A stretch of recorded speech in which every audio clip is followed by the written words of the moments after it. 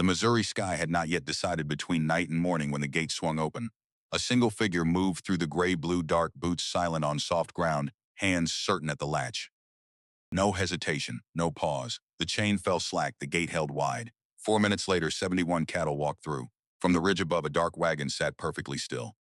The figure on the bench watched the meadow below fill with moving shapes, watched 3 weeks of careful growth disappear under hundreds of hooves. Watched, said nothing, then turned the wagon slowly and dropped behind the crest without a sound. She was kneeling by the south feeder when she heard it. She stood, she counted, she ran. By the time she reached the western fence, the damage was already done. But when she looked at that gate, at the latch lifted clean, at the boot print pressed deep into the exterior soil, something shifted behind her eyes. She did not reach for help. She reached for her notebook. The breeze that moved across South Meadow in the early mornings of late spring carried the particular sweetness of clover coming into its second cutting, thick and heavy and almost warm, the kind of smell that settled into a person's chest and stayed there long after the morning had moved on. Hester Vane stood at the eastern edge of the field, just after sunrise, her boots still damp from crossing the low ground near the creek, one hand resting on the top rail of the fence post, while the other held the small leather-bound notebook she carried everywhere on this farm. She was not writing in it yet. She was only watching the grass move. 7 years of mornings like this one had taught her things no almanac bothered to record. She could read the color of a hay meadow the way some women read letters, noting which sections were running ahead of schedule, which corners still held too much moisture from the April rains, which rows of timothy had thickened into something that would yield well and which had thinned out and would need attention before the next season. The notebook held 3 years of these observations in her careful, unhurried hand. Dates, measurements, rainfall estimates, soil conditions after heavy frost. Every number earned, none of them guessed. The farm had been called Vane Farm since her husband Daniel filed the original land claim in 1871, 80 acres of Missouri bottomland and gentle slope that the two of them had believed, perhaps naively, was exactly enough.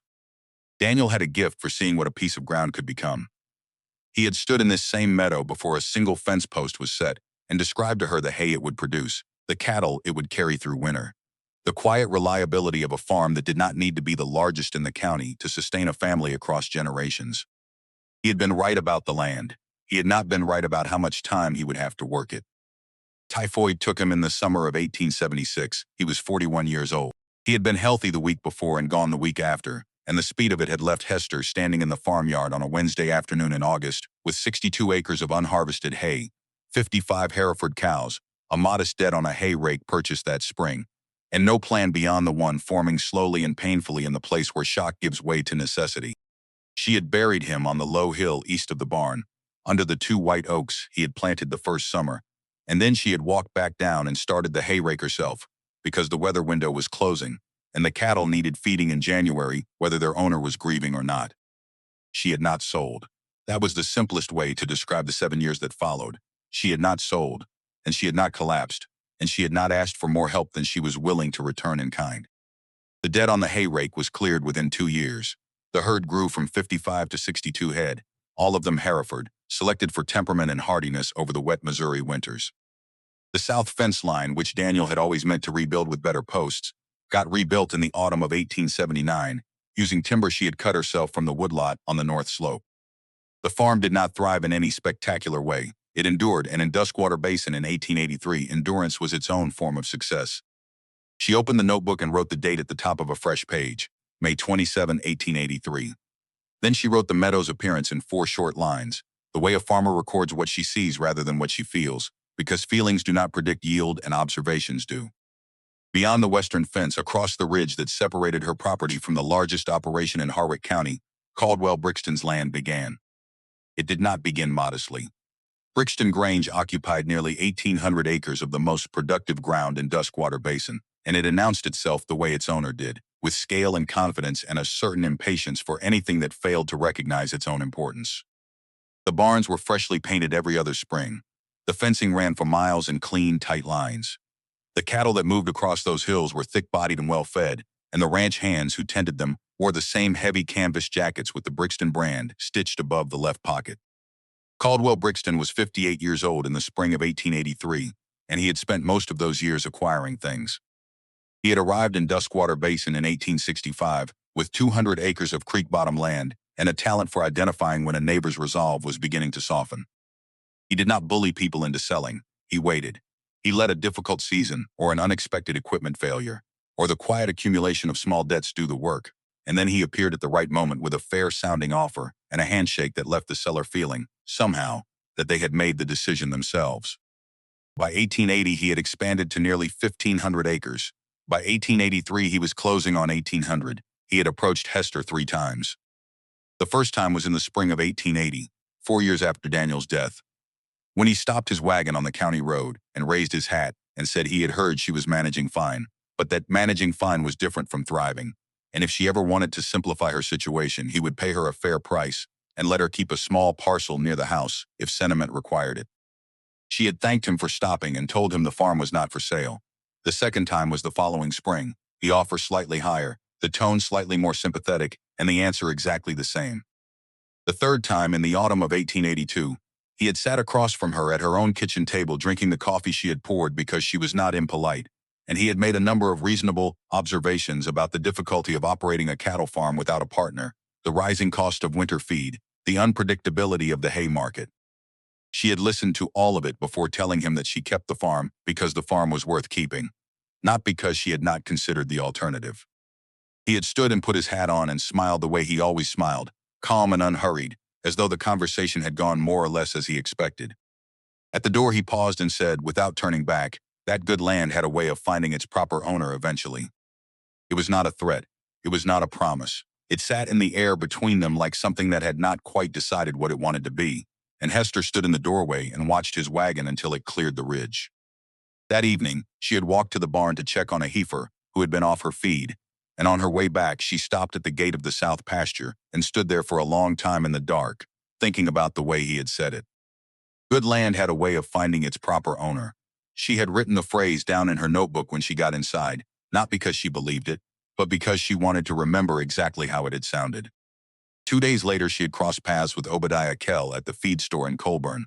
Obadiah was 71 years old and had farmed the same 300 acres in Duskwater Basin since before the war.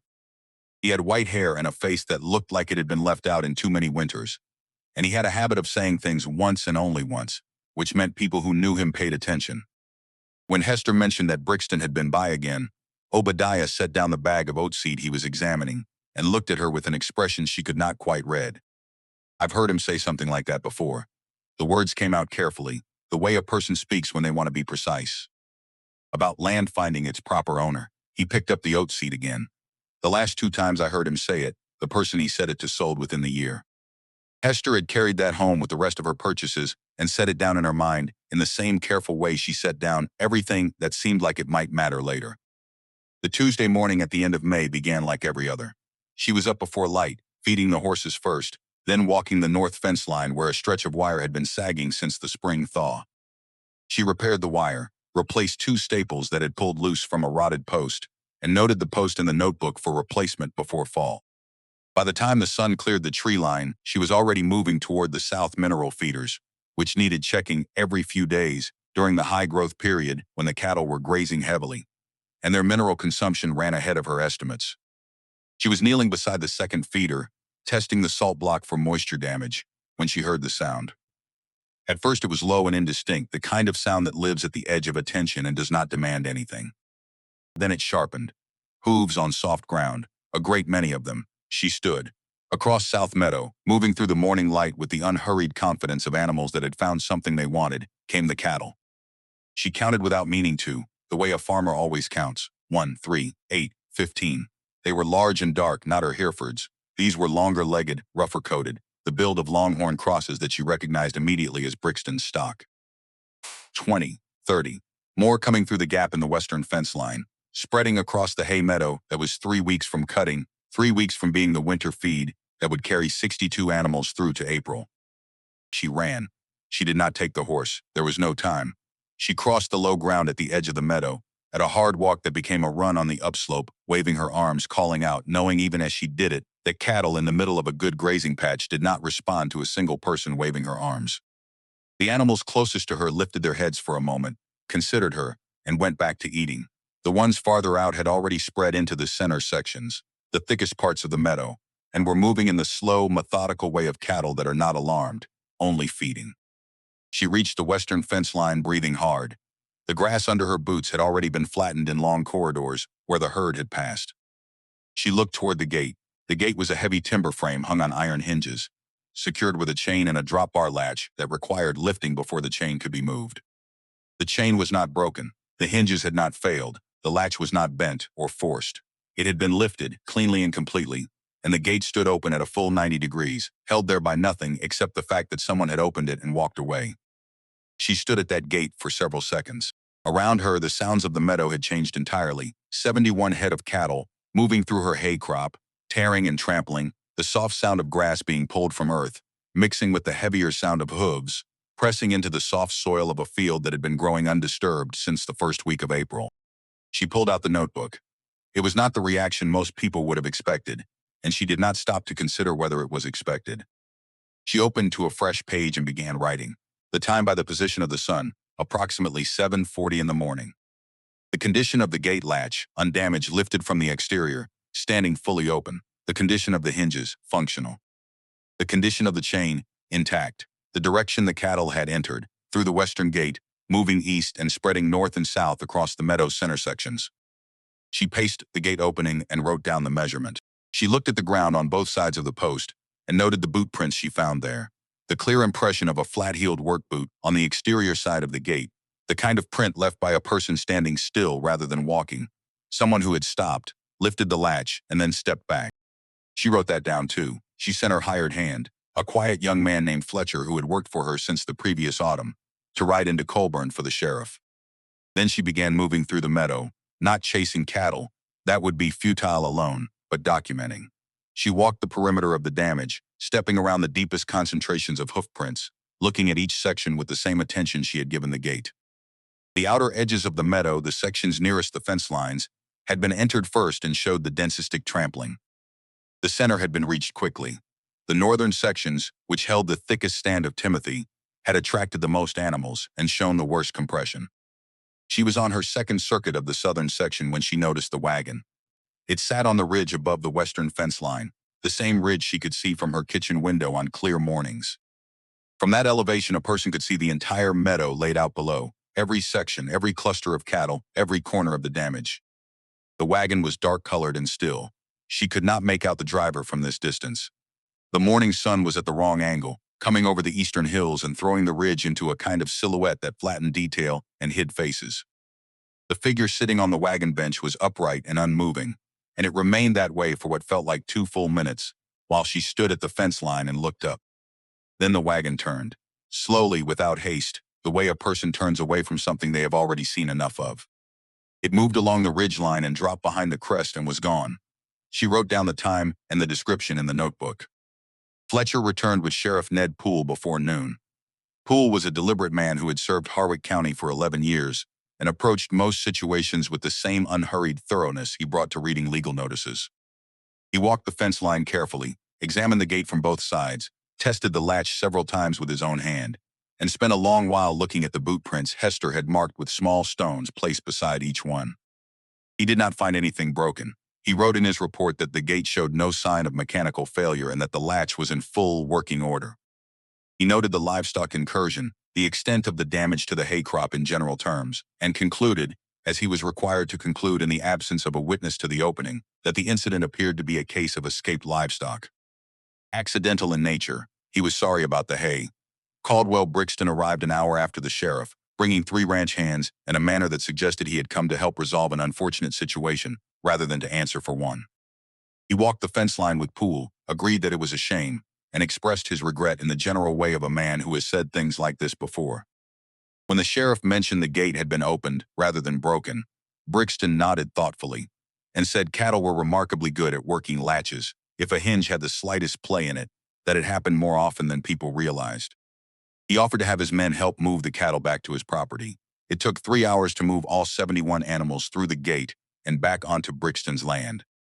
During those 3 hours, Hester did not argue with the sheriff or accuse Brixton of anything she could not prove. She kept walking the meadow. Every section she had not yet fully documented, she documented now, measuring where she could, sketching the pattern of damage in the back pages of the notebook where she had left space for drawings. The deep circular impressions of hooves in soft soil, repeated hundreds of times across the meadow's surface, left a texture that looked almost deliberate in its thoroughness. Nothing had been spared by chance. The cattle had moved, as cattle do, into the best grass first, and the best grass in South Meadow was the grass nearest its center, the grass she had been cultivating most carefully for 4 growing seasons. When the last of Brixton's animals was through the gate, Brixton himself walked over to where she stood at the edge of the northern section. He looked out at the flattened field with what appeared to be genuine regret. "Hard thing to see," he said. She did not answer him. "I'll make sure my men check the fence lines more carefully." He paused. "If there's anything I can do." She turned and looked at him directly, the way she had learned to look at things she needed to understand, rather than simply react to. "I'll be in touch, nothing more." He nodded and walked back to his wagon, and she watched him go with the same attention she had given everything else that morning. That evening, Obadiah Kell came by without being asked. He pulled his wagon into the yard just before supper, and climbed down with the careful movements of a man whose joints had their own opinion about cold evenings, and he walked with her to the edge of South Meadow, and stood looking at what remained of the spring's work. In the low light, the damage looked even more complete than it had at midday. The long corridors of flattened grass ran in every direction, crossing each other and doubling back, and the soil in the heaviest sections had been churned into something that looked more like a livestock pen than a hay meadow. 71 head, she said. Obadiah looked at the field for a while without speaking. When he finally did, his voice carried the particular flatness of a man describing something he had hoped not to see again. "I've seen his cattle get out before." She waited, not onto empty ground. He turned and looked at her. "Every time I've seen his cattle get somewhere they shouldn't be, it was somewhere valuable. Somebody's alfalfa, a newly seeded oat field. Once, a man's entire first cutting laid out drying in the sun. He looked back at the meadow. I never proved anything. But I noticed." She asked him how many times. He thought about it honestly, the way he did everything. 4 that I know of, maybe 5. The first one was 1877. She kept her voice level. "Who was the property owner in 1877? "Woman named Edna Rourke. Widowed, same as you. She had a nice piece of ground east of the basin, good drainage, good hay production." He pulled his coat tighter. "She sold the following spring. Brixton bought it inside of 6 months." Hester stood at the meadow's edge for a long moment after he said it. The evening had gone quiet around them, only the sound of her cattle in the near pasture and the creek running somewhere below the south tree line. Edna Rourke's name was not familiar to her, but the situation it described was familiar enough to make something tighten in her chest, in a way she did not allow to show on her face. She was not the first. That was what the silence around Obadiah's words contained. After he left, she did not go inside. She set a lantern on the porch table and opened the notebook to a fresh section and began writing everything she could remember about every conversation she had ever had about Caldwell Brixton, starting with the first time she had heard his name and working forward to the moment he had stood beside her at the edge of a ruined field and said it was a hard thing to see. She wrote for 2 hours without stopping, and when she finally set the pencil down, the candle had burned low and her hand ached, and the notebook held 11 new pages in her careful, unhurried hand. In the morning, she rode to Colburn. The office of the Harwick County Gazette occupied a narrow building on the town's main street between a dry goods store and a law office, and the man who ran it had kept bound copies of every edition going back to 1868 in a back room that smelled of ink and dust and old paper. He was not a man who asked many questions about why a possum wanted to read old newspapers, which was one of the reasons Hester had always found him easy to deal with. She told him she was researching some property history in the basin, and he led her to the back room and left her there. She spent 4 hours with those bound volumes. What she found confirmed what Obadiah had described and added detail to it. The first incident she could verify was in October of 1877, a brief notice on the 3rd page of the Gazette describing a livestock escape on the Rourke property east of Colburn, in which a number of cattle from a neighboring operation had entered a hay meadow and caused significant damage. The matter had been reviewed by the sheriff's office and found to be accidental in nature. There was no mention of Caldwell Brixton by name. Following March, a notice in the property transfer section recorded the sale of the Rourke farm. The buyer was listed as the Duskwater Land and Grazing Company. She wrote the company name down and then looked for it in other editions. It appeared again in 1879, this time as the buyer of a parcel that had changed hands following what the previous year's editions described as a difficult season for the seller, a man named Corrigan, who had reported a partial loss of his spring hay crop due to escaped livestock. Accidental in nature, the sheriff's report said. The Duskwater Land and Grazing Company purchased Corrigan's farm 8 months later. The third incident was 1881. A woman named Paulette Garrett had reported cattle entering her oat field during the late summer growing season. Significant damage. Accidental in nature. Garrett sold the following year. The buyer was not the Duskwater Land and Grazing Company this time, but a buyer named in the transfer records as C. A. Brixton Private. Hester sat back in the wooden chair and looked at what she had written. 4 incidents spanning 6 years. 4 properties that had suffered livestock damage. 3 of those 4 properties subsequently sold to Caldwell Brixton, or a company that bore every sign of belonging to him. The 4th, Garrett's property had been sold to Brixton directly. In every case, the sheriff had found the incident accidental. In every case, there had been no witnesses to whatever had caused the livestock to enter the damaged property. She wrote down every case number, every date, every buyer name, every property description. She wrote it in the same precise way she wrote everything, without editorializing, without the kind of language that would embarrass her later if someone else read it. She was not writing a complaint. She was building a record, and a record was only as useful as it was accurate.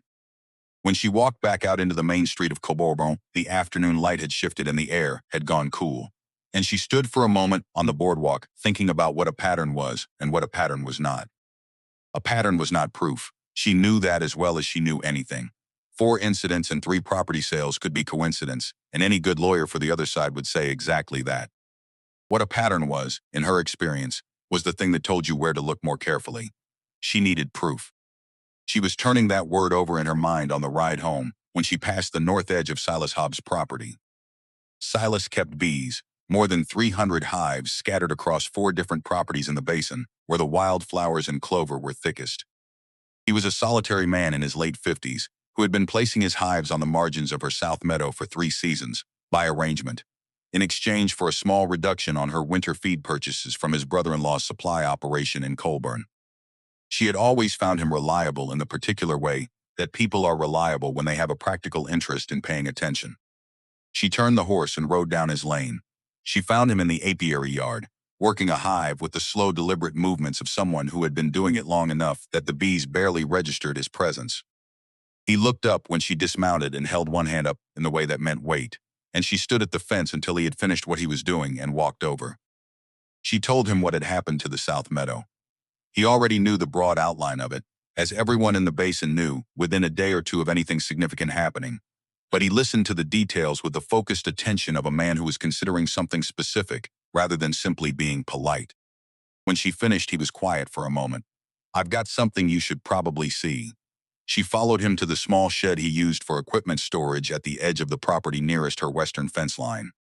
On the shelf above his extracting table, between 2 cans of beeswax and a coil of wire, sat a wooden box, roughly the size of a large book, fitted on one side with a glass lens and on the other with a mechanism she recognized after a moment as a tripwire arrangement, the kind of device photographers had been using for years to capture images of nocturnal animals near bait stations. Silas had set it facing northeast, aimed at the margin between his apiary and her fence line, approximately 180 yards from her western gate. He had built it himself after losing 2 hives to a bear in the fall of 1881, adapting the wet plate process to work with a simple mechanical trigger. It was not a sophisticated instrument, but it recorded what passed in front of it when the tripwire was disturbed, and it had been sitting in position, loaded with a fresh plate, since the previous week. He handled the plate carefully, the way a person handles something fragile and irreplaceable. When he held it up to the light from the shed's small window, Hester leaned forward. The image was not sharp by any standard a portrait photographer would recognize, but it was legible. A figure, male, broad-shouldered, wearing a flat-crowned hat and a heavy canvas work jacket. The jacket's left breast was too dark in the image to make out detail, but the cut of it was recognizable. The man stood at the gate with his hands at the latch, and the gate was clearly in the process of being opened, the chain slack, the bar lifted. The position of his hands was not the position of a man checking a latch or securing it. It was the position of a man who had already lifted the latch and was now pulling the gate open. The image had no timestamp in any modern sense, but the light in it was the particular gray-blue of very early morning, the quality of light that comes in the half hour before true dawn, when the sky holds color, but the sun is still below the horizon. Hester looked at the image for a long time without speaking. "I can tell you when the plate was loaded," Silas said. "I can tell you I hadn't checked it since May 20th. Whatever trip the wire happened between the 20th and the morning, you found the cattle in your field." She looked at him. "Can you tell who that is?" He shook his head slowly. "Not by name." "Not from this." He set the plate down on the cloth he had laid across the table. But I can tell you it wasn't a coyote. She rode to Colburn the following morning and found the law office of Everett Marsh on the same block where she had spent 4 hours reading old newspapers. Marsh was a lean, careful man of 50 who had practiced agricultural and property law in Harwick County for nearly 20 years and who had a reputation for taking cases he believed he could build rather than cases he could only argue. He was not warm in the way that put people at ease. He was precise in the way that made people trust him, which was a different thing and, in Hester's view, a more useful one. She laid the notebook on his desk. She laid beside it the copies she had made of the property records and the Gazette notices. She described the wet plate image in Silas Hobbs' possession. She described the condition of the gate latch. She described the figure on the ridge watching the meadow while the cattle fed. Marsh read through what she had written without interrupting her. When she finished, he looked up with an expression that was not encouraging or discouraging, only thoughtful. The plate establishes the gate was opened deliberately, he said. The property records establish a pattern. The notebook establishes the condition of the gate at the time of discovery. He folded his hands on the desk. None of this establishes who gave the order. She had already understood that. What do we need? We need the person in that image, Marsh said, and we need to know who sent him there. He was quiet for a moment. The first part may be possible. The second part depends on whether the person in that image decides that silence serves them better than the truth. She asked him what he meant. Marsh looked at her with the directness of a man who did not see the point in cushioning things that needed to be said plainly. Whoever opened that gate did it because someone told them to. That person has been carrying what they did since the morning of May 27th. Whether they carry it into a courtroom depends on what they believe will happen to them either way. He picked up one of her notebook pages and set it back down. My job is to make sure they understand both options clearly. She thought about Obadiah's voice on the evening by the meadow. 4 times, maybe 5, 3 properties sold. One woman named Edna Rourke, who had stood perhaps in this same situation and had not found what Hester was beginning to find. How long will it take, she asked. Marsh pulled a fresh sheet of paper toward him, long enough to do it correctly. He looked up. You understand that filing a civil complaint against Caldwell Brixton in Harwick County is not going to be a quiet thing. She picked up her notebook from the corner of his desk where she had set it when she sat down. The leather cover was worn along the spine from 3 years of daily use. Inside it, in her own handwriting, was every observation she had made about this farm and this land since the spring of 1880. And somewhere in those pages was the moment she had written down Brixton's phrase about good land finding its proper owner, because she had understood even then that it was the kind of thing that might matter. I've never tried to do quiet, she said. I've tried to do right. Marsh wrote the first line of the complaint heading at the top of the fresh page. She watched his pen move and she did not look away. Everett Marsh filed the complaint on a Thursday morning in early June, and by Friday afternoon there was not a person in Colburn who did not know about it. This was the nature of small county seats in 1883. The courthouse clerk recorded the filing in the public ledger, as was required, and the man who kept the dry goods store on the main street was the clerk's brother-in-law, and the woman who ran the millinery 2 doors down had coffee with the dry goods man's wife every Friday morning without exception.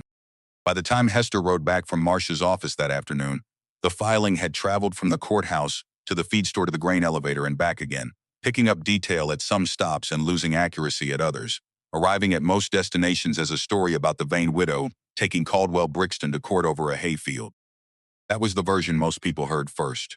It was not wrong exactly, but it was the kind of summary that made the thing sound smaller than it was. The way condensing a river into a sentence loses everything that makes it a river. What Hester had filed was not a complaint about a hayfield. It was a carefully documented civil action supported by photographic evidence, corroborating property records, a pattern of prior incidents, and a named witness she did not yet have, but was methodically working toward. Marsh had spent 2 weeks shaping the complaint before filing it, tightening each element until there was nothing in it that could not be supported by something she had written in the notebook, or something Silas Hobbs had preserved on a wet plate. The complaint named Caldwell Brixton as the respondent. It described the May 27th incident in precise terms. It listed the documented financial losses, which Marsh had calculated with the help of Calvin Hurd, an agricultural assessor from Springfield, who had spent 3 days in South Meadow with a measuring wheel and a scale, testing hay samples from the damaged sections and comparing them against the untouched margins. Hurd's report was attached to the complaint as an exhibit. It was 41 pages long, and it contained numbers that, when Hester first read them, made her sit quietly at Marsh's conference table for almost a full minute before she trusted herself to speak. The total estimated loss was more than 3 times what she had calculated on the morning she walked the meadow alone. The difference was in the compounding. She had accounted for the lost cutting, for the hay she would need to purchase as replacement winter feed, for the reseeding costs in the worst sections. What she had not fully accounted for was the soil damage in the areas where the animals had concentrated. Herd had taken core samples from the heaviest trafficked sections and found the soil compaction at a depth that would affect drainage and root establishment for at least one additional growing season beyond the current year. The financial impact of one morning's damage extended across 2 full years of reduced productivity. And when those figures were added to the immediate replacement costs, the number on the last page of Herd's report was significant enough to make the complaint worth fighting rather than settling. Marsh looked across the table at her when she finished reading. This is what they were counting on you not knowing. Most farmers calculate what they can see. The damage they can't see is the damage that breaks them. She had written that down in the notebook. Not because she needed to remember it, but because it was true in a way that applied to more than hay fields. The weeks between the filing and the first hearing were not quiet weeks. Brixton's attorney, a man named Fenton, who traveled from the county seat at Harwick with the manner of someone accustomed to making smaller operations feel their smallness, sent a formal response to the complaint within 10 days. The response was courteous in its language and dismissive in its substance. It described the May 27th incident as an unfortunate accident involving livestock that had found an improperly secured gate. It questioned the methodology of Herd's assessment. It suggested that the plaintiff's losses, while regrettable, were within the normal range of agricultural risk that any farming operation must expect to absorb. It made no mention of the wet plate image. Either Fenton did not know about it yet, or he had decided to treat it as a problem for later. Marsh read the response twice and set it down. They're not taking this seriously yet. Hester had expected as much. Brixton had operated in Harwick County for 18 years without a complaint reaching the stage of formal litigation. The people who had been damaged before her had settled or retreated or simply absorbed what had happened and sold the land he had wanted all along. He had no particular reason yet to believe this situation would resolve differently. She intended to give him one. The search for the figure in Silas Hobbs' wet plate image had been running in parallel with the complaint preparation from the beginning. Marsh had approached it the way he approached everything, methodically and without announcement. He began with what was visible in the image: the build of the man, the style of the hat, the cut of the canvas jacket. The jacket was the most useful detail. It was a specific garment, heavyweight canvas with a particular collar construction, the kind issued to ranch hands at operations large enough to buy work clothing in bulk. There were not many operations in Duskwater Basin that sized.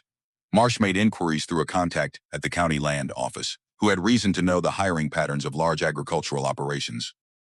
He was not looking for a name yet. He was looking for a narrowed list. Within 2 weeks he had it. The figure in the image was consistent in build and dress with approximately a dozen men currently or recently employed at Brixton Grange. He spent another week eliminating those who could be placed elsewhere on the morning of May 27th by reliable accounts. The list shortened to one name in early July. The name was Amos Pruitt. Pruitt was 47 years old and had worked for Caldwell Brixton for going on 15 years, longer than most of the current ranch hands and longer than 2 of the 3 foremen who had come and gone during that period. He was known in the basin as a steady worker, not a man given to much conversation, reliable in the particular way of people who show up when they are supposed to and do what they are asked without requiring explanation. He had not been present at the South Meadow on the morning of May 27th in any capacity that anyone had recorded. He had not spoken publicly about the incident.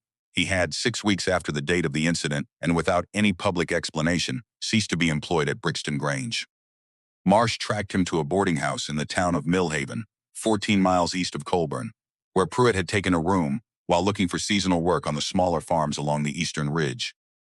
Marsh rode there on a Tuesday morning and did not bring Hester with him, a decision he explained to her afterward with the same plainness he used for everything. If he sees you, he sees the person he wronged. People who feel guilty don't always respond to guilt the way we'd prefer. I needed him to see the legal situation first. The legal situation, as Marsh laid it out for Pruitt over a table in the back room of the Millhaven boarding house, was not designed to threaten. It was designed to clarify. The wet plate image existed. It was being presented to the court as evidence of a deliberate act. The court would form conclusions about who had performed that act and why. Those conclusions would be shaped by whatever testimony accompanied the image. If Pruitt was not among those providing testimony, the court would draw its conclusions from the image alone, from the record of his recent employment, and from the fact that he had left Brixton's employ 6 weeks after the incident without a stated reason. Marsh told Hester afterward that Pruitt had not spoken for a very long time after hearing this. He had sat with his hands flat on the table and looked at the middle distance with the expression of a man reviewing a decision he had already made and finding it more complicated than he had initially assessed. Then Pruitt had asked one question: has she lost the farm? Marsh had told him no, not yet. Pruitt looked at his hands. I've worked cattle for 22 years. I know what a hay meadow 3 weeks from cutting means to a small operation. He was quiet again. I understood what I was doing when I did it. I told myself it wasn't my place to ask why. Another silence longer than the others. He let me go without a word 6 weeks later. No reason given. 6 weeks, like I was a hand he'd hired for the season. Marsh had not pushed him. He had laid a single sheet of paper on the table, the one that explained what testimony before the court would involve and what legal protections existed for a witness providing truthful testimony under oath. He had left it there and told Pruitt he would be in Millhaven for 2 more days if he had questions. Pruitt had come to find him the following morning. Hester learned all of this on the same day she received the letter from the Colburn Savings Bank. The letter was formal and measured in its language, the kind of language that institutions use when they want to communicate concern without committing to alarm. Her operating line, a small credit facility she had carried since 1880 to manage the gap between spring expenses and fall revenue, was due for its annual review in October. The bank wished to inform her that, given the pending litigation and its uncertain timeline, the review would include a broader assessment of her current financial position. She should expect to provide updated documentation of assets, liabilities, and projected income. The bank remained confident in her overall standing, but felt it necessary to ensure that all relevant factors were considered. She read it twice at the kitchen table, then set it down. The line of credit was not large. It had never needed to be because she managed the farm's finances with the same precision she applied to everything else, drawing on it only during the narrow window between winter feed purchases and the summer revenue from cattle sales. But it was a working tool, and the suggestion that it might be reduced or delayed, arriving at a moment when she was already facing a winter without the hay crop that was supposed to sustain her herd, introduced a pressure that she had not yet needed to name aloud. She named it now, in the privacy of the kitchen, while the evening light came through the window above the sink. The farm was solvent. The farm had been solvent since 1878, which was the year she had finished paying off the debt Daniel had carried when he died. But solvent was a word that described a condition, not a guarantee, and the condition required that the things she had counted on counting on continued to exist as she had counted on them. The hay crop was gone. The credit line was uncertain. The winter was coming on schedule regardless of either. She put the bank letter in the notebook's back pocket, where she kept documents she needed to remember, and she began writing the list of winter feed suppliers within 40 miles of the farm. There were 7 she knew by name. She would write to all 7 before the week was out. The replies came back over the following 10 days. 3 had sufficient inventory to supply her needs. 1 had already committed his surplus to another buyer. 3 did not reply at all. Of the 3 with inventory, 1 sent a second letter 4 days after the first. He was sorry to inform her that his situation had changed. He would be unable to supply her needs this season. He offered no further explanation. She found out the reason from Obadiah Kell, who heard it from his brother, who had been at the grain elevator in Harwick when the feed supplier in question had been seen in conversation with a man who worked for Caldwell Brixton's land office. The conversation had been brief. What was said in it was not known. What followed it was. She stood in the barn with this information for a few minutes, her hands resting on the top rail of the nearest stall, looking at the 62 Hereford cows, who were depending on her to solve a problem that was growing in ways she had not entirely anticipated. The 2 remaining suppliers would cover most of what she needed, but the pricing for purchased winter hay was substantially higher than what she would have spent to harvest her own, and the difference was a number that did not fit comfortably into a winter budget already carrying the legal costs of an active lawsuit. She had not been in a position like this since the first winter after Daniel died, when she had stood in this same barn and done the same kind of arithmetic and arrived at the same unwelcome conclusion. She had gotten through that winter by cutting every expenditure that could be cut without harming the cattle, and by making one call she had hoped never to need to make, asking Obadiah Kell to defer the lease payment on a small piece of ground she rented from him along the creek, the ground where her cattle wintered in the worst cold months. He had deferred it without discussion and refused interest. She was not going to ask Obadiah again. She was not going to let the situation require it. Instead, she spent 3 evenings at the kitchen table with the farm ledger, the hay supplier quotes, the bank letter, and the legal cost estimates Marsh had provided. The arithmetic was not impossible. It was tight, in the way that things become tight when several problems arrive in the same season, rather than spacing themselves out conveniently. She could carry the legal costs through the winter if the credit line remained in place, at its current level. She could purchase replacement hay from the two remaining suppliers if she reduced her planned equipment maintenance expenditure and delayed the north fence rebuilding until spring. She could get the cattle through the winter if she managed the feed precisely, which she knew how to do. What she could not absorb was another disruption. She wrote that in the ledger margin not as a warning but as a fact. The system she had built had no more slack in it. She was managing at the edge of what the numbers permitted. She closed the ledger and went to feed the horses. And when she came back inside, she wrote a letter to the bank, requesting a meeting to present her updated financial documentation. She did not wait for them to set the terms of the conversation. She set them herself. The bank meeting was on a Wednesday in early August. She brought 3 documents: the current ledger showing the farm's historical solvency record, a projected income statement for the following year built on conservative hay yield assumptions, and a copy of Calvin Hurd's assessment report, which she placed on the loan officer's desk without comment and waited while he read the summary page. The loan officer was a careful man who had managed the agricultural lending portfolio at Colburn Savings for 9 years. He was not unsympathetic to her situation, but he was also not in a position to be sympathetic in a way that conflicted with the bank's interest. He read Hurd's summary carefully, looked at the ledger, and asked several questions about the projected income statement, about the feed purchasing arrangements she had made, about the legal timeline. She answered each question with a number or a document. She did not speculate where she had data. She did not reassure where a reassurance would be empty. At the end of the meeting, the officer told her the credit line would be maintained at its current level, pending the court's decision, with a review scheduled for 90 days following the judgment. He did not promise anything beyond that. He did not need to. The credit line was the thing she needed this winter, and she had it. On her way out of the bank, she passed Caldwell Brixton coming up the front steps. He was dressed well, as he usually was in town, and he had a younger man with him who carried a leather case and walked with the manner of someone in a professional capacity. Brixton saw her at the same moment she saw him. He stopped on the step below her, which put them at eye level. He did not speak immediately. He looked at her with the particular expression of a man reassessing something he thought he had already fully assessed. Then he said, quietly enough that the young man beside him would have had to strain to hear it, "I heard you went to the bank." She held his gaze without shifting. "I hear most things find their way to you eventually." His expression did not change. She walked past him down the steps and did not look back. Marsh sent word the same afternoon that Amos Pruitt had confirmed his willingness to appear as a witness. The message was brief and factual, which was how Marsh communicated when the news was good enough to speak for itself.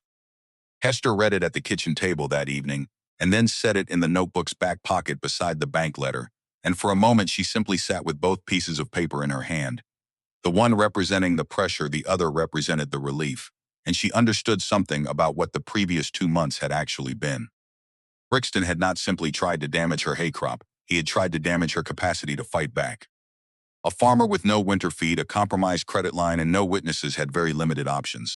He had been running that same playbook for 6 years across 4 properties, and it had worked every time because every time the person on the receiving end had faced those conditions alone, and without the particular combination of resources that Hester had assembled, some by design and some by circumstance and some because of a beekeeper with a bear problem and a tripwire camera. She put both pieces of paper back in the notebook. The hearing date was set for the second week of February 1884, which meant the winter months became a period of preparation on both sides. Marsh met with her twice a month, working through the evidence sequence, preparing her for what Brixton's attorney would challenge, and how she should carry herself under that pressure. His advice on that last point was simple, and he gave it only once. "You've been doing the right thing in the right order since the morning of May 27th. In that courtroom, all you have to do is continue." Brixton made 2 moves in the autumn months that Hester learned about through channels she had not anticipated. The first was a formal visit from Fenton to Silas Hobbs' property in September, during which Fenton presented Silas with an offer to purchase his entire apiary operation and the land beneath it at a price Silas described afterward as generous. Silas listened to the offer completely, thanked Fenton for the visit, and declined without elaboration. The following week, he moved 2 additional hive clusters to the margin nearest Hester's South Meadow and left them there. The second move was less direct. Brixton's attorney filed a supplemental brief. arguing that the wet plate image was of insufficient clarity to establish identity, and that its introduction as evidence would prejudice the proceedings in a county where the equipment and methods used to produce it were not widely understood. Marsh responded with a notice of intent to provide expert testimony from a photographic professional in Springfield, who had examined the plate and would testify to its production method, its reliability, and the specificity of what it depicted. The supplemental brief was denied. Hester spent the winter working the farm as she had always worked it, before light and after dark, because the cattle required feeding regardless of what was scheduled for February. She purchased hay from her two remaining suppliers in November, stacking the bales in the barn, in the careful pattern that Daniel had taught her in their first winter on the property, the pattern that maximized the barn's capacity, without compromising airflow around the bales.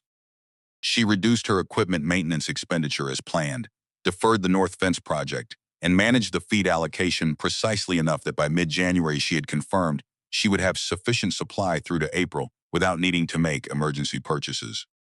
The farm would get through the winter. That was not everything, but it was the thing that needed to be true first. In January, a letter arrived from Fenton's office containing a revised settlement offer. The amount had increased substantially from any informal approach that had been floated through the summer. Accompanying the number was a condition. Hester would accept the payment in full settlement of all claims, would agree to a permanent silence covenant regarding the incident and its circumstances, and would further agree not to assist any other party in any future legal proceedings involving Brixton or his affiliated companies. She read it once, and then handed it to Marsh at their next meeting without comment. He read it, set it down, and looked at it for a moment. The silence covenant is the thing he actually wants. He tapped the paper, the money he can afford. The silence is what protects the pattern. She thought about Edna Rourke, about Corrigan, whose name she had found in a 12-year-old newspaper notice and who had disappeared from the Duskwater Basin records shortly after selling his property. About Paulette Garrett, who had lost her oat field in 1881 and whose subsequent movements she had never been able to trace. 3 people who had faced what she was facing and had not had what she had, or had not known what to do with what they had, or had simply reached a point where the weight of the thing outpaced their capacity to carry it. She would not be the 4th name on a list that some future person found in old newspaper records. Decline it, she said. Marsh wrote the response that afternoon. It was 2 sentences. The week before the hearing, Hester rode out to South Meadow in the early morning in the particular kind of cold that January produces in Missouri, the kind that comes with a clear sky and no wind, and makes everything look sharp and still.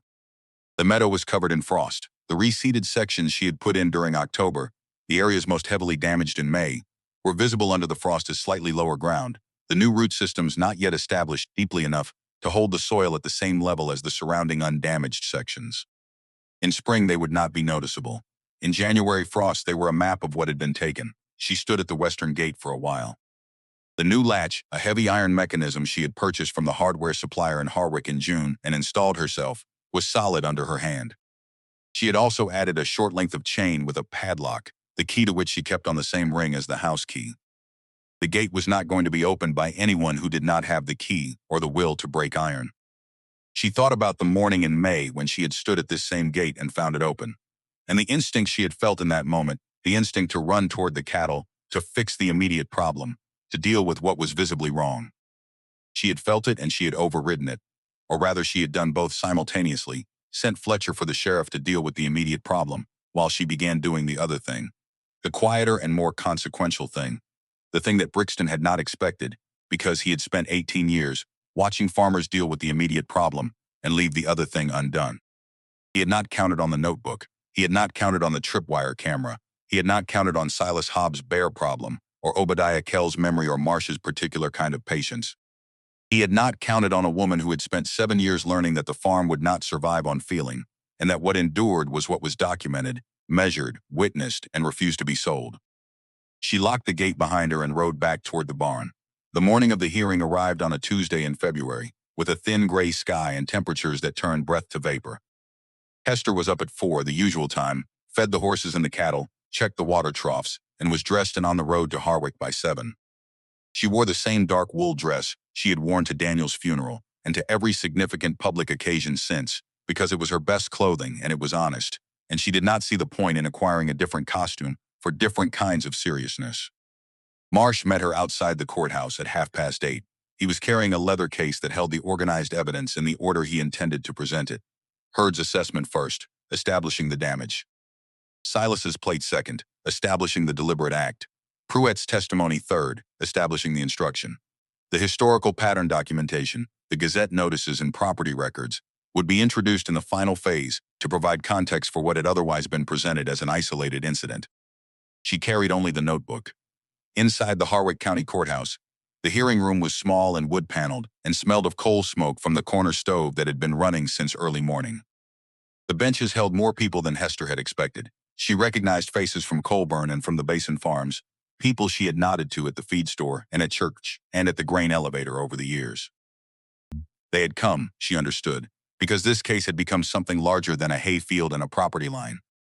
It had become a question that the Basin's farming community had been waiting, without quite knowing they were waiting, to see answered.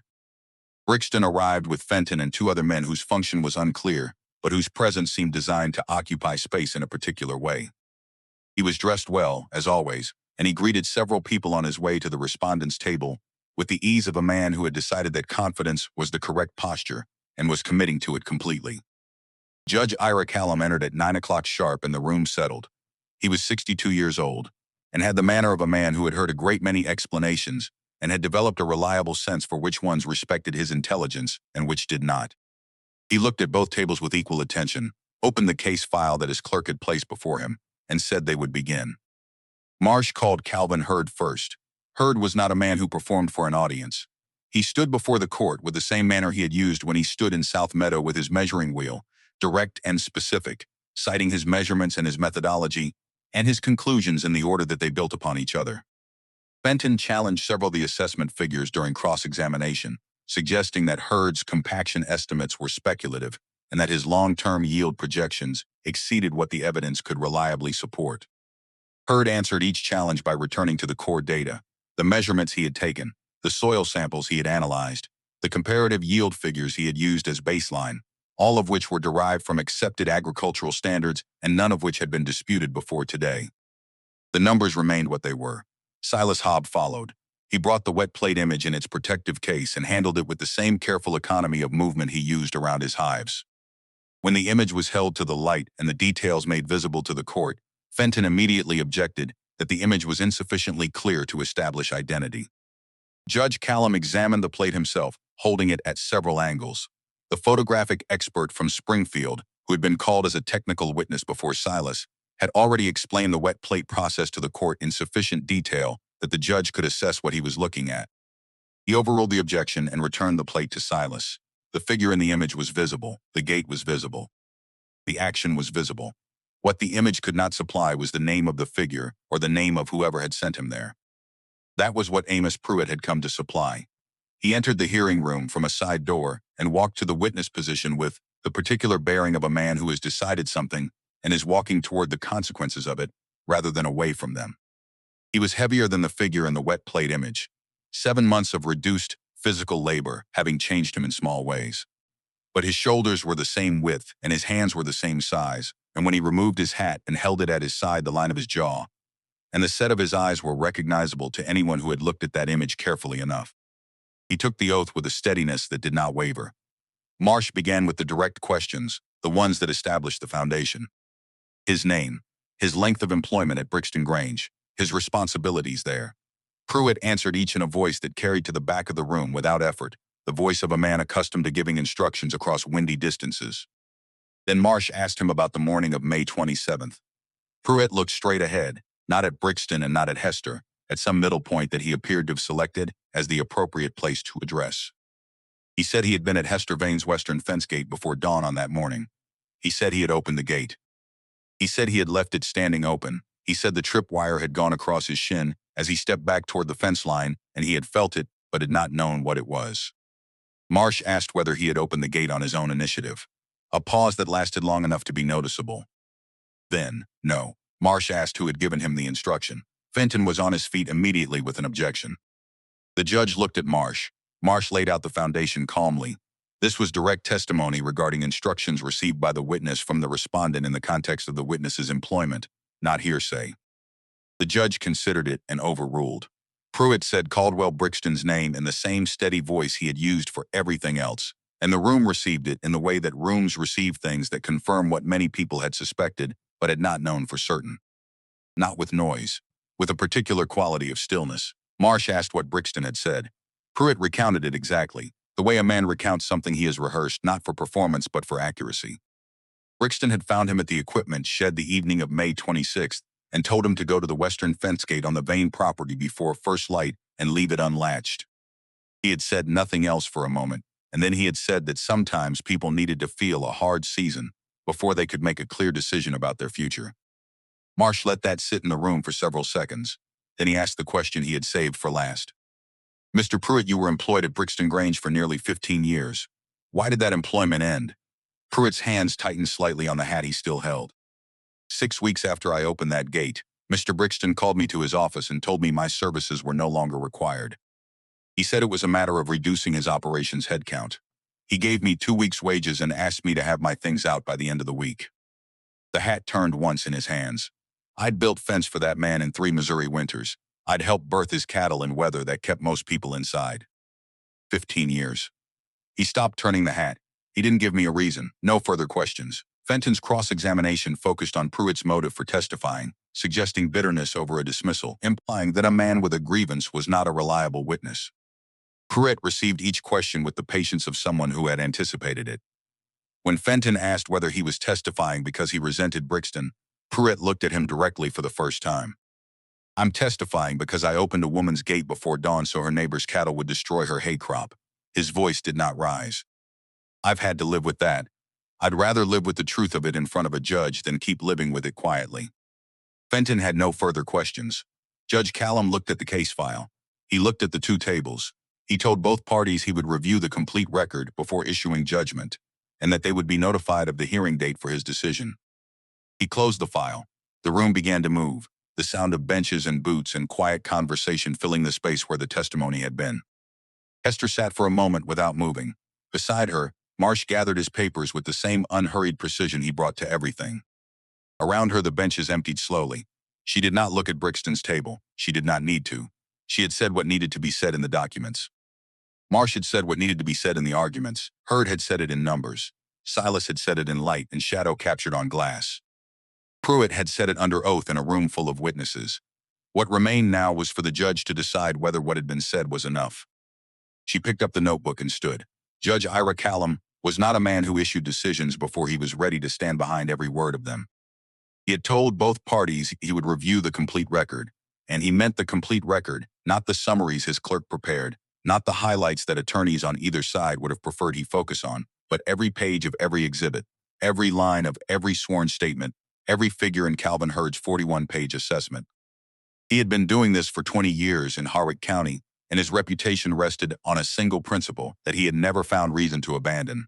A judgment written in haste was a judgment that could be unpicked, and a judgment that could be unpicked was worse than no judgment at all. He took 11 days. Those 11 days were the longest Hester had spent on the farm since the week after Daniel died. Not because she was idle. The cattle needed feeding, and the horses needed tending, and the north fence repair she had deferred since autumn could not be deferred past early March without risking a Sichun collapse before the spring thaw settled the ground. She worked through those 11 days at the same pace she worked through every other period, before light and into the evening, because the farm did not acknowledge the court calendar.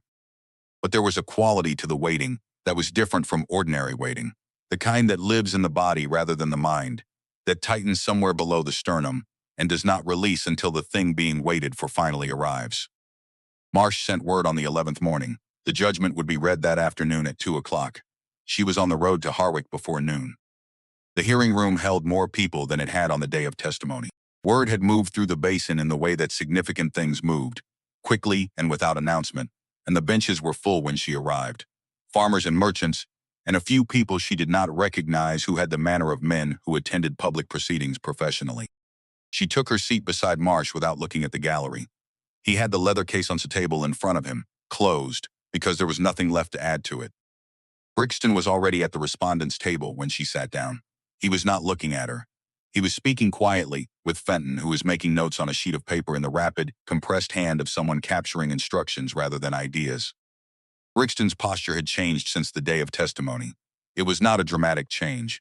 Nothing that a person who did not know him would notice, but Hester had been watching him across distances for 3 years and she noticed it. The ease that had characterized every previous public appearance, the ease of a man who has never seriously considered losing, had been replaced by something more controlled, more deliberate, the posture of someone who has done the calculation and does not fully like the result, but intends to receive it without visible disorder.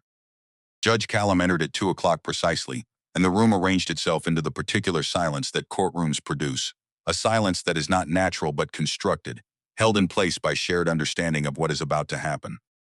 The judge opened the case file.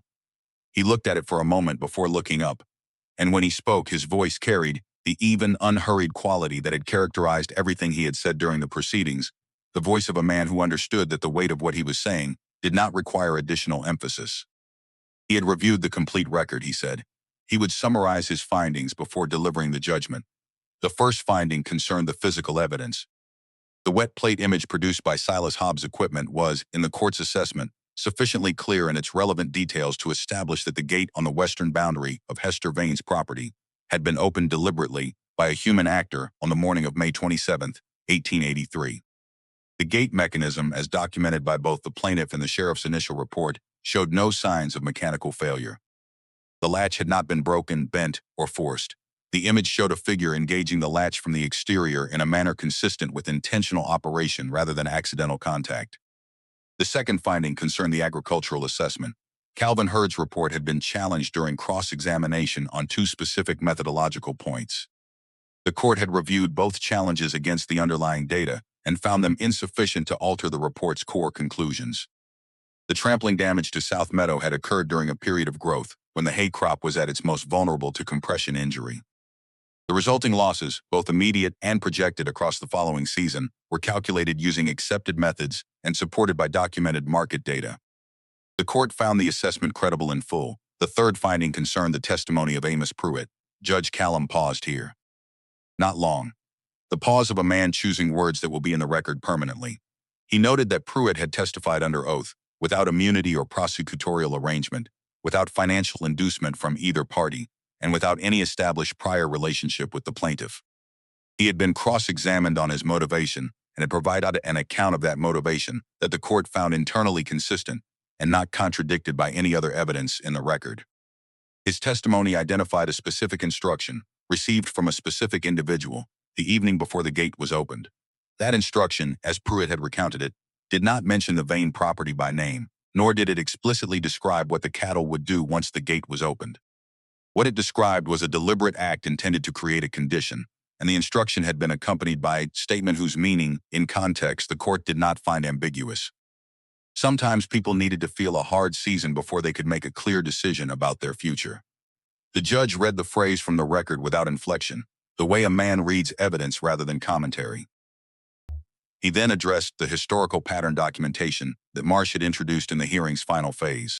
The property records and gazette notices established a pattern of livestock incursions on properties whose owners had declined business offers from the respondent, followed in several cases by the subsequent transfer of those properties to the respondent or entities connected to him. This pattern did not in itself constitute evidence of wrongdoing in those prior incidents. The prior incidents had each been investigated and found accidental. The court was not revisiting those findings. What the pattern established, in combination with the evidence specific to the current case, was context. It was context the court found relevant in assessing the credibility of the account as a whole. The judgment, when it came, arrived in the same measured tone as everything that had preceded it. The court found in favor of Hester Vane. Caldwell Brixton was ordered to compensate the plaintiff for the documented loss of hay production, the full cost of replacement winter feed purchased at market rates, the cost of reseeding and soil remediation in damaged sections, the additional fertilization expenses required for accelerated recovery, the agricultural assessment costs, the legal costs permitted under applicable Missouri civil procedure, and the court filing fee. Each figure was the figure from Hurd's report. Nothing had been speculated. Everything had been counted. The judge then set down the judgment sheet and looked across the room with an expression that was not stern and not warm, but something between the two, the expression of a man who has one more thing to say and has decided to say it. Private property in Harwick County, he said, did not become negotiable simply because one party had the resources to make another party's circumstances difficult. The law did not distinguish between a man who destroyed a neighbor's fence with his hands and a man who arranged for 71 cattle to accomplish the same result. The mechanism was different. The consequence was the same. The court expected that this judgment would be understood as such. The gavel came down once. The room did not erupt. It released slowly, like a held breath being let out over the course of several seconds. Conversations began at the back of the gallery and moved forward. Marsh closed the leather case with the precise movements of someone returning tools to their proper places after a job completed. Beside him, Hester sat without moving for a moment, not from shock. She had allowed herself to believe this was possible, but from something closer to the particular exhaustion that arrives when a weight you have been holding for a very long time is finally set down somewhere permanent. At the respondents' table, Fenton was leaning toward Brixton, speaking in a low voice. Brixton sat with his hands flat on the table and looked at the middle distance in a way that Hester recognized because she had seen it on Amos Pruitt's face in the description Marsh had given her of their meeting in Millhaven. The expression of a man reviewing what has happened and finding it irreversible. She did not allow herself to look at him long. She had what she had come for. Outside the courthouse, the February air had not warmed since morning. Her breath showed in front of her as she came down the front steps, and she stopped for a moment on the bottom step and looked at the town of Harwick. The main street with its mud-frozen ruts, the storefronts with their painted signs, the hills visible beyond the roof lines in the clear, cold air. She had driven this road in 4 different seasons over the course of the proceedings, and it had looked different each time, and the same each time the way a road looks when you are traveling it towards something that matters. Marsh came down the steps behind her and stood beside her on the street. He did not congratulate her. That was not his manner, and she had not expected it. What he said was that the judgment would need to be formally entered, and that Brixton had 30 days to file an appeal, which Fenton would almost certainly advise against given the strength of the record, but that she should not treat the matter as fully resolved until the payment was received. She thanked him for the precision of that, which was not what most people would thank a lawyer for, but Marsh appeared to understand it as the genuine thing it was. She drove home in the early afternoon light, along the road that crossed the eastern ridge, and dropped down into Duskwater Basin, the basin opening below her as she came over the crest the way it always did. The farms spread across the valley floor in their winter colors, brown and gray, and the dark green of cedar stands, the creek line marking its course through the middle of it all, with a thread of ice along its edges. Somewhere in that landscape was her farm, and somewhere in it were 62 Hereford cattle who had eaten their morning hay and were standing in the near pasture in the way that cattle stand in cold weather, shoulders turned to the prevailing wind, patient in the manner of creatures that do not understand what has been done on their behalf and do not need to. She found Obadiah Kell's wagon in her yard when she arrived. He was not waiting by the wagon. He was in the barn, having let himself in as he sometimes did on cold afternoons, checking the hay supply with the experienced eye of someone who had spent more than 70 winters calculating whether what was in the barn would carry what needed to be carried to spring. He turned when she came in. She told him the judgment in 3 sentences. The amount was secondary. The finding was what mattered. He looked at the hay bales stacked along the north wall and said nothing for a moment. Then quietly, Edna Rourke would have been glad to hear it. She had thought about Edna Rourke more than once since finding her name in the Gazette records, the woman she had never met, the widow who had faced something similar and had not had what Hester had, or had not known what to do with what she had. She knew only the beginning of her story and the end of it, the livestock incursion and the property sale, and the absence of everything in between. She deserved better than what she got, Hester said. Obadiah pulled his coat collar up and moved toward the barn door. He stopped at the threshold and turned back with an expression she had come to recognize over the years as the one he wore when he was about to say something he considered important. The difference between you and Edna wasn't luck. He looked at the barn around them, the stacked bales, the organized tools, the careful order of a person who had been building systems for 7 years. Edna didn't have anyone paying attention. You had the right people paying attention at the right time. He went out into the cold. She stood in the barn after he left and understood that he was right and that it mattered. The wet plate camera existed because Silas Hobb had a bear problem. The property records existed because the Gazette had been keeping them since 1868. Amos Pruitt had come to Marsh's table in Millhaven because 15 years of honest work had been discarded in a single conversation, and something in him had refused to let the injustice of that remain entirely private. None of these things had been arranged. They had accumulated around a woman who had kept a notebook and paid attention, and refused to be moved by anything except the truth of what she could document. The farm had not saved itself, but it had given her the tools to save it if she used them. She went inside and wrote the judgment into the notebook. Date, outcome, ordered compensation. She wrote it in the same handwriting she used for hay yields and fence repair schedules and cattle weight estimates because this was information about the farm, and the farm was what the notebook was for. The appeal period passed without a filing. On the 31st day, Fenton sent a letter to Marsh, indicating that the respondent would not be seeking appellate review, and that arrangements for payment would be made within the period specified by the court order. Marsh forwarded the letter to Hester with a single line appended in his own hand. The matter will conclude as the judgment requires. The payment arrived in early April, transferred through the county court's administrative office to Marsh, who disbursed it to Hester on a Thursday morning in his Colburn office. He counted it in front of her, which she appreciated, and gave her a receipt, which she filed in the notebook's back pocket with the other documents that had accumulated there over the course of the proceedings. She left Marsh's office and walked directly to the Colburn Savings Bank, where she paid off the operating line in full, ahead of the October review date. The loan officer received the payment with a restraint that suggested he had not expected it this early. She told him she did not plan to carry a balance going into the growing season, that she preferred to begin each year without obligations she had not chosen. He wrote the receipt and shook her hand, and she walked out. The next stop was Obadiah Kell's property. She had repaid the hay he had organized for her in November, with a cash payment derived from the compensation received, the full market value, plus a modest additional amount she had decided on herself, because the hay had arrived when she needed it, and the fact that she had not asked for it directly did not reduce what it had been worth. Obadiah looked at the payment, looked at her, and appeared to understand that arguing about the additional amount would be an expenditure of energy that neither of them found particularly efficient. He folded the payment into his coat pocket and asked whether she wanted coffee. She stayed an hour. They talked about the spring seeding schedule, about the moisture conditions in the basin, about a stretch of her creek bottom pasture that had shown better drainage than expected after the wet October.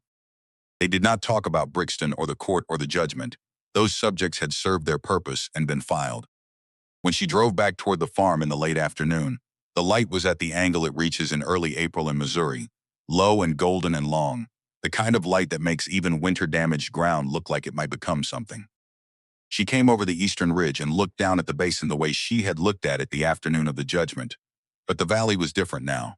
The brown and gray of February, replaced by the first green of the season, tentative and uneven, but genuinely there. The land remembering what it knew how to do. She turned down her lane and stopped the wagon at the western fence gate before going to the barn. South Meadow in early April looked nothing like South Meadow in May. The reseeded sections she had put in during October were showing growth. The new grass coming in at a lower density than the established sections, but coming in evenly, without the bare patches she had worried about through the winter. The untouched sections had greened up faster, as established root systems always do, and from the fence line the meadow presented as something that was recovering rather than something that had been lost. She unlatched the new iron mechanism and walked in, moving along the perimeter route she had established for documentation purposes that had become simply her route through this particular field. The soil under her boots was soft with spring moisture, but not soft in the churned, damaged way of the previous summer. The frost had broken and rebuilt the surface, and what remained was ordinary Missouri bottomland in early spring, wet and dark, and full of the promise that such ground always carries at this time of year. At the center of the meadow, where the heaviest concentration of damage had been, she crouched and looked at the new grass coming in at root level. The density was lower than she would have liked, and Herd's assessment had predicted this, had said that full recovery to pre-incident production levels would take most of one additional growing season. She had planned for that. The compensation had covered it. The timing, if the spring proved reasonably cooperative in terms of rainfall, would result in a meadow that was functionally restored by the following May, 12 months after it had been destroyed. She had enough time. That was the thing that mattered. She was walking back toward the gate when she noticed the movement on the western ridge. A wagon, dark-colored, moving along the ridgeline in the direction of Brixton Grange. The distance was too great to identify the driver, but the ridge served primarily Brixton's operation, and the wagon's direction was consistent with someone returning from the direction of Colburn. It did not stop at the point above South Meadow, where a person looking down would have had a clear view of the field. In its current condition, the green returning, the gate standing closed, with its heavy iron lock in place. It moved along the ridge and dropped behind the crest and was gone. She watched it disappear, then closed the notebook she had opened when she crouched at the center of the field and walked back to the gate and locked it behind her. The spring seeding went in during the third week of April, the sections of South Meadow that needed supplemental overseeding, receiving a mix of timothy and red clover that the county agricultural extension had recommended for the soil type and drainage conditions specific to that part of the basin. Silas Hobb moved 4 additional hive clusters to the meadow's northern margin the following week, more than he had ever placed there before, and the clover responded to the increased pollinator presence in the way that clover responds when it has what it needs. Fletcher repaired the north fence in May, the project she had deferred through the winter, using timber she had cut from the woodlot during the dry weeks of late February. She worked alongside him on the heavier sections, and the work took 4 days spread across 2 weeks, interrupted twice by rain that softened the ground enough to make post-setting difficult. The fence went in solid. It would not need attention for several years. By the 1st of June, South Meadow looked like South Meadow. Not perfectly, not identically to what it had been before May 27th of the previous year, but like itself, like a hay meadow in early summer that was growing toward a cutting. The grass thick enough in most sections to obscure the ground beneath it, the color, the particular green that comes when a field has both moisture and sunlight, and sufficient root depth to use them efficiently. Silas came by on a Saturday morning and stood at the fence with her, and looked at it for a while without saying much. He had deflected her thanks every time she had offered it, more comfortable with the practical reality that his equipment had been in the right place than with any larger significance attached to it. "Your south sections are coming in better than I expected," he said finally. She had thought the same thing that morning. The overseeding mix held better than Herd predicted. Silas looked at the northern margin where his hives sat in their painted boxes in the early summer sun, the activity around them visible even from the fence line. "Clover wants to be pollinated. When it gets what it wants, it performs." He said it the way farmers say things that are simultaneously about one specific thing and about everything. The first cutting came in the last week of June. Fletcher operated the mower while Hester ran the rake, and the two of them worked the meadow over 2 days in weather that cooperated, dry and moderately warm, the kind of weather that produces good curing conditions without the risk of the bales heating in the center. The yield from the restored sections was lower than the established sections, as expected, and the total for the meadow was below what a normal year would have produced. But it was substantially above the minimum she needed, above the threshold she had calculated in the winter ledger work as the point at which the farm became self-sustaining again.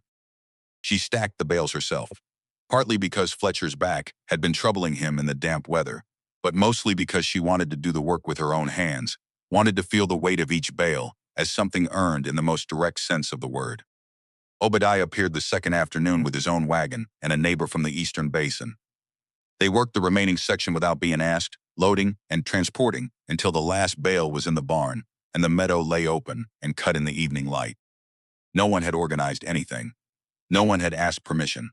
People who had been watching the previous year from their own fence lines had formed their own assessments of what had happened and what it meant, and some of them had decided that showing up was the appropriate response. She fed them all supper.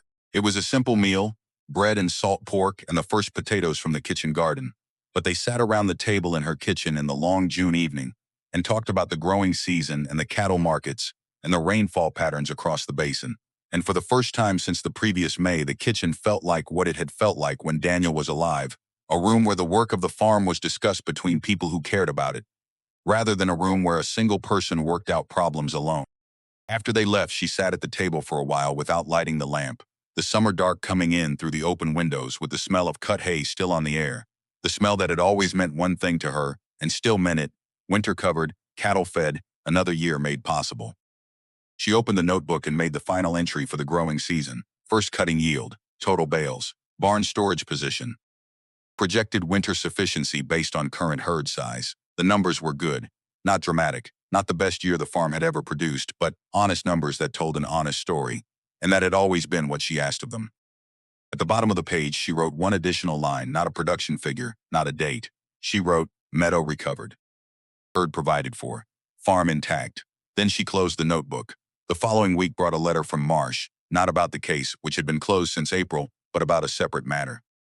He had been contacted by a lawyer from the eastern part of Harwick County, representing a family named Dorset, who owned 40 acres adjacent to the southern edge of Brixton's property. The Dorsets had experienced a livestock incursion the previous autumn, before Hester's judgment had been entered. They had documented the damage.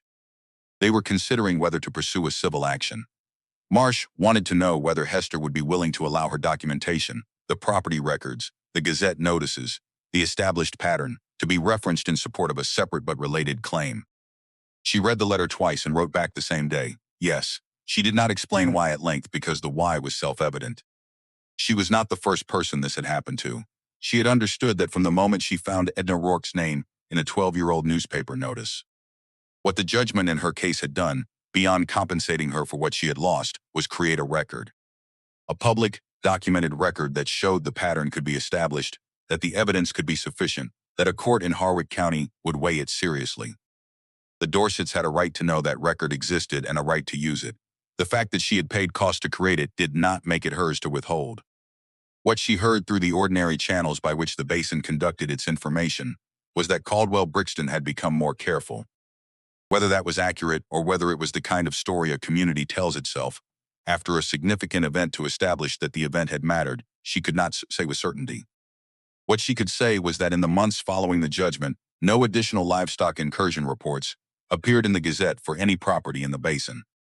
She wrote it down anyway in the section of the notebook she had set aside for pattern documentation, because documentation was what she did, and coincidence was only coincidence until it became something else. In August, she made 2 decisions she recorded in the farm ledger rather than the notebook, because they were financial decisions rather than observational ones, but they were decisions that would not have been possible without everything that had preceded them. The first was to purchase a new hay rake to replace the one she had been repairing for 6 years. The one she had first operated alone in August 1876, when the weather window was closing, and grief was not a sufficient reason to let the hay spoil. The new rake was a better design, more durable, more efficient on the wet sections of the south field that had always caused the old one to miss track. She paid for it with money remaining from the compensation, after all the other obligations were cleared. The second decision was to reseed the creek bottom pasture that she rented from Obadiah, the section where her cattle wintered in the worst cold months, with a grass mix that would carry a larger herd if she decided in the coming years to expand. She was not committed to expansion. She was committed to the possibility of it, which was a different thing and, she had found, a more honest thing to plan toward than either certainty or its absence. She was at the western fence gate in late August, one hand on the new iron latch, when she saw the movement on the ridge for the last time that summer. A wagon the same dark color, moving along the ridge line at the same measured pace. It came to the point above South Meadow and stopped, and the person on the bench looked down at the field below, at the hay cut and stacked and the meadow open and recovering, at the gate standing closed with its lock in place, at the farm that had remained exactly what it had been before the morning of May 27th, except that it was now also something else, something documented and witnessed and legally established in a way that could not be undone by a second incursion or a third offer or the passage of time. The wagon sat for a while, longer than it had in April. Then it turned, and this time it did not move along the ridge toward Brixton Grange. It moved in the other direction, down the far side of the ridge toward the county road, and she watched it until the tree line swallowed it, and after it was gone she stood at the gate in the August heat and understood that she would not see it stop there again. She had not set out to defeat Caldwell Brixton. She had set out to keep what was hers. The two things had become the same thing, not by her design, but because he had made them the same thing on the morning he sent a man to her gate before dawn. Everything that followed had followed from that, from the boot print in the soil, from the notebook in her pocket, from the particular and unglamorous discipline of a woman who wrote down what she saw and kept what she wrote and trusted that the truth, given enough time and enough documentation, did not need her to argue on its behalf. She locked the gate. The walk back to the barn was the same walk she had made 10,000 times across the years of this farm, across the low ground near the creek, past the fence post where she had repaired the sagging wire in the early morning of May 27th before the world changed, past the south corner where the new grass was coming in thicker than she had expected, toward the barn and the house and the hill where the 2 white oaks stood over the grave of the man who had told her, standing in this same meadow before a single fence post was set, exactly what this ground could become. He had been right about the land. She had proven him right about the woman. The barn doors closed behind her with the solid sound of iron hardware, doing what it was built to do, and the farm settled into the late afternoon quiet of a summer day, moving toward evening, and in the notebook on the kitchen table, the last entry of the season read exactly what it meant, and nothing more, the numbers clean and honest and sufficient, the way she had always tried to keep them.